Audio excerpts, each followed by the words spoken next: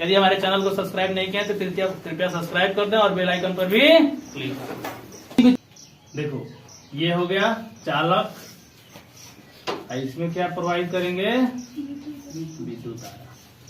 जैसे इसमें विद्युत धारा प्रवाहित करेंगे ना तो इस चालक के इलेक्ट्रॉन गति में आ जाते हैं। चालक के इलेक्ट्रॉन गति में आ जाते हैं। अब कोई भी वस्तु जब गति में होती है ना तो उसकी अपनी एक ऊर्जा होती है, जिसको क्या बोलते हैं, गतिज ऊर्जा। यानी जैसे हम चालक में विद्युत धारा प्रवाहित करेंगे, इलेक्ट्रॉन गति में आ जाते हैं और हर गति में कौन ऊर्जा होती है, गतिज ऊर्जा होती है। समझ में क्या होता है, गतिज ऊर्जा होता है। ठीक है। और दूसरी बात कि ये इलेक्ट्रॉन आपस में क्या करते हैं, टक्कर करते हैं। क्या करते हैं जी, टक्कर। ठीक है। और दूसरी बात, इस चालक के अंदर प्रतिरोध भी होता है ना। क्या प्रतिरोध, जो विद्युत धारा के प्रभाव को क्या करता है, रोकता है। विद्युत धारा के प्रवाह को रोकता है। ठीक है। तो जब दो चीजें जब आपस में टकराती है ना तो ऑटोमेटिक ऊष्मा पैदा होती है। ठीक है। तो इलेक्ट्रॉनों के टक्कर से या इलेक्ट्रॉनों के गति के कारण चालक क्या हो जाता है, गर्म हो जाता है।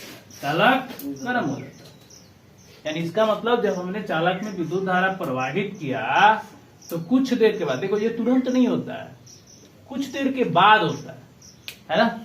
जब इलेक्ट्रॉन गति में आ जाते हैं पूरा, ठीक है, तब जो है ऐसा देखने को मिलता है। आप कोई भी आप जो है उपकरण ले लीजिए, चाहे आप इस्त्री ले लीजिए, चाहे आप हीटर ले लीजिए, है ना। हीटर तो खैर तुरंत गर्म हो जाता है।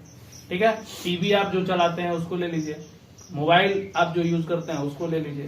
ये क्या होते हैं, जब ज्यादा देर तक चलते हैं ना तो ये गर्म हो जाते हैं।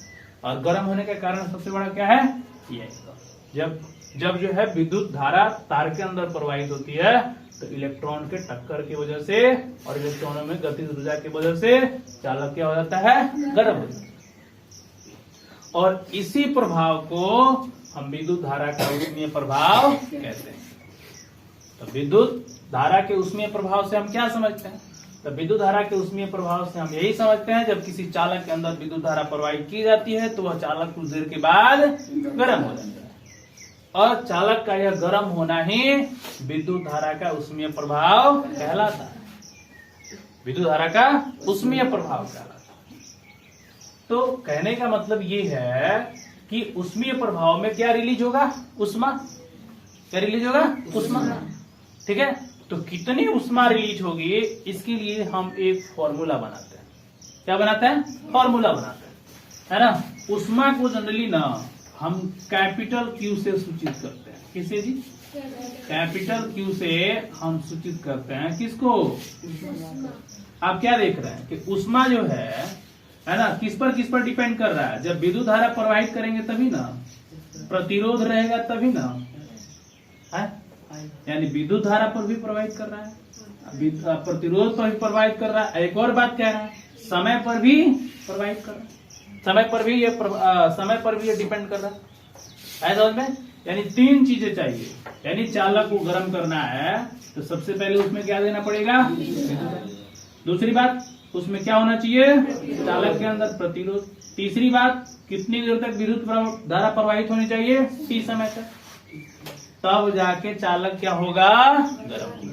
यदि प्रतिरोध होगा ही नहीं, है ना, तो फिर चालक कैसे गर्म हो सकता है, चालक कैसे गर्म हो सकता है ना। तो उसमें गर्म होने का चांस बहुत कम रहता है। यानी प्रतिरोध की वजह से क्या होता है, चालक जल्दी से गर्म हो जाता है। ऐसा समझ में। तो कोई भी चालक जो है विद्युत धारा का ऊष्मीय प्रभाव कब प्रदर्शित करता है, जब उसमें विद्युत धारा प्रवाहित हो, चालक में प्रतिरोध हो और विद्युत धारा कुछ समय के लिए प्रवाहित हो। तो इसमें से इक्वेशन निकल के आता है I² RT। इसी को बोलते हैं ऊष्मा का ये सूत्र है। ठीक है। विद्युत धारा का ऊष्मीय प्रभाव इसी समीकरण से हम व्यक्त करते हैं। है समझ में, इसी समीकरण से व्यक्त करते हैं। Q = I² RT। यानी किसी भी चालक में जब विद्युत धारा हम प्रवाहित करेंगे, है ना, तो उसमें उत्पन्न ऊष्मा चालक में उत्पन्न ऊष्मा किस पर डिपेंड करता है? विद्युत धारा पर, प्रतिरोध पर और समय पर। प्रतिरोध पर और समय पर, यानी इसका मतलब जो ऊष्मा होता है I² का समानुपाती होता है, जो ऊष्मा होता है R का समानुपाती होता है, और जो ऊष्मा होता है T का समानुपाती होता है। यानी जितना ही विद्युत धारा बढ़ाइएगा उतना ही ज्यादा ऊष्मा, जितना ही प्रतिरोध बढ़ाइएगा उतना ही ज्यादा ऊष्मा, और जितना समय तक बढ़ाइएगा उतना ही ऊष्मा। यानी तीनों का ये क्या होता है? सीधा समानुपाती होता है। बस विद्युत धारा का स्क्वायर का यानी वर्ग का समानुपाती होता है। इसमें विद्युत धारा के प्रतिरोध यानी एक बस सिर्फ R का समानुपाती होता है, ऊष्मीय प्रवाह, यानी Q R का समानुपाती, Q I² का समानुपाती और Q T का समानुपाती। तीनों को मिला के क्या बना?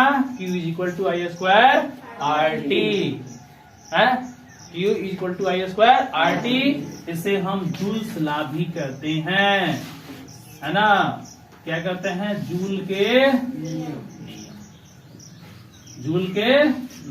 Joules law of heating effect,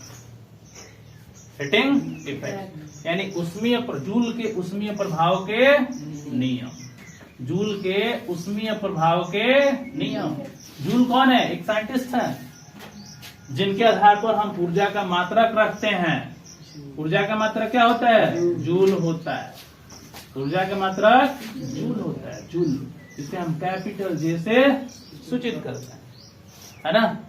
उसी जूल जी ने ये नियम प्रतिपादन किया कि किसी भी चालक में जब विद्युत धारा प्रवाहित करते हैं तो वह विद्युत धारा किसी भी चालक में जब विद्युत धारा प्रवाहित करते हैं तो उस चालक में उत्पन्न ऊष्मा उस विद्युत धारा के वर्ग का सीधा समानुपाती है। दूसरा, यदि चालक का प्रतिरोध R है तो ऊष्मीय प्रभाव यानी ऊष्मा उस R का सीधा समानुपाती होता है। और यदि T समय तक, एक निश्चित समय तक यदि हम विद्युत धारा प्रवाहित कर रहे हैं तो ये ऊष्मा उसका भी समानुपाती होता है। इसे हम कहते हैं जूल के नियम। है समझ में? इसे हम कहते हैं जूल के नियम। ठीक है? तो जूल जी ने ये बात बताई कि विद्युत धारा जब किसी चालक के अंदर प्रवाहित करते हैं तो वह चालक गर्म हो जाता है। तो गर्म होगा तो उसका कुछ मात्रा होगा ना कि कितनी ऊष्मीय ऊर्जा उसमें से निकलेगी। तो ऊष्मीय ऊर्जा के लिए उन्होंने एक फॉर्मूला दिया जिसका नाम है Q यानी Q = I²R। किसने बताया? जूल ने। कितनी ऊष्मा निकलेगी, है ना? कितनी ऊष्मा निकलेगी। यानी इसमें एक और चीज देखते हैं क्या कि अब ये भी देखते हैं कि आखिर विद्युत धारा जो है कितना कार्य करेगा, है ना? विद्युत धारा जब चालक के अंदर फ्लो होगा ना, ठीक है, चालक के अंदर फ्लो होने का मतलब आखिर जो है जो आवेश है, जो इलेक्ट्रॉन है, उसको फ्लो कराने में कितना कार्य होगा, कितना कार्य होगा। ठीक है? तो ऊष्मा का भी मात्रक जूल और कार्य का भी मात्रक जूल। जो कार्य किया गया वही कार्य तो ऊष्मा में बदल रहा है ना। इसीलिए यदि हम देखें तो इसके फॉर्मूला को हम निकाल सकते हैं। फॉर्मूला को कैसे निकाल सकते हैं? तो चूंकि हम जानते हैं, क्या है? जानते हैं, है ना, कि जब किसी, ध्यान दीजिएगा, जब किसी तार के अंदर Q यानी आवेश क्या होता है ना, आवेश प्रवाहित होता है, आवेश प्रवाहित होता है, तो प्रति आवेश जो किया गया कार्य होता है, प्रति आवेश जो किया गया कार्य होता है उसे विभवांतर कहते हैं, उसे विभवांतर कहते हैं। यानी V = W/Q, यानी W बराबर हम लिख सकते हैं V × Q, V × Q। आप कितना देर तक कार्य हुआ है, मान लीजिए यदि ऊपर नीचे T से मल्टीप्लाई कर दें और T से डिवाइड कर दें तो कोई फर्क पड़ने वाला है? कोई फर्क नहीं पड़ने वाला है। तो इसका अगला कार्यक्रम हम क्या कर सकते हैं, जरा गौर से सोचिए। ये Q/T क्या है? विद्युत धारा है। क्या है? आप जानते हैं ना, Q/T को हम क्या कहते हैं? विद्युत धारा कहते हैं। पिछले क्वेश्चन में हमने पढ़ा था। अब जरा बताइए कि ओम के नियम से आप चलिएगा तो V बराबर क्या होता है IR। V बराबर IR। V की जगह भी आप IR रखते हैं तो पहले से क्या मौजूद है एक I, तो दोनों मिलके क्या बना लिया I²। आया समझ में क्या? अब ये ही कार्य जो है फाइनली किसमें बदल जाता है उष्मा में बदल जाता है और यहीं से उष्मा का फॉर्मूला निकल करके आ जाता है।